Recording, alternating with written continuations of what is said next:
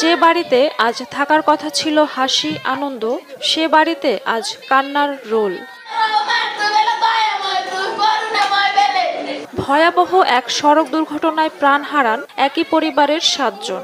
৬ August ভোরে ঢাকার airport থেকে বাড়ি ফেরার পথে যাত্রীবাহী একটি মাইক্রোবাস নিয়ন্ত্রণ হারিয়ে খালে পড়ে গেলে এ মর্মান্তিক ঘটনা ঘটে।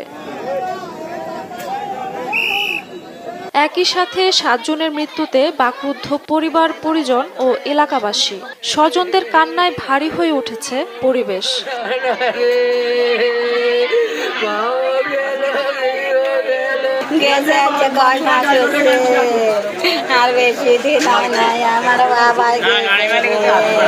এই দুর্ঘটনায় নিহতরা হলেন ওমান প্রবাসী বাহার উদ্দিনের মা মুর্শিদা বেগম, স্ত্রী কবিতা আক্তার, মেয়ে মিম, নানি ফয়জুন্নেসা, ভাইয়ের স্ত্রী লাবণী, ভাতিজি লামিয়া ও রেশমি। নিহতদের সবাই লক্ষ্মীপুর সদর উপজেলার উত্তর জয়পুর ইউনিয়নের পশ্চিম চৌপল্লী গ্রামের কাশালী বাড়ির বাসিন্দা। আমি কিছু জানি না, ওনারা কালকে দুপুরে আমার আঙ্কেলকে আনতে গেছে, পরে আসার সময় অ্যাক্সিডেন্ট করে ফেলে পরে আমার পুকুরে মারা গেছে।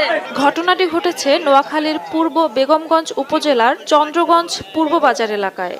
আত্মীয় স্বজনেরা জানান, প্রবাসী বাহার প্রায় ২.৫ বছর পর দেশে ফেরেন। তাকে আনতে পরিবারের সদস্যরা একটি মাইক্রোবাস ভাড়া করে ঢাকায় যান।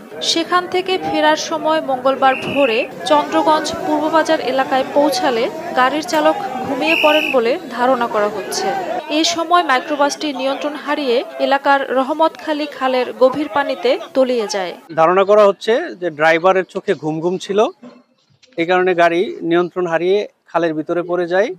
পুরুষ সদস্য যারা ছিল তারা জানলা দিয়ে, অর্থাৎ হায়েস গাড়ির জানলা দিয়ে কোনো রকমে বেঁচে ফিরতে পেরেছে।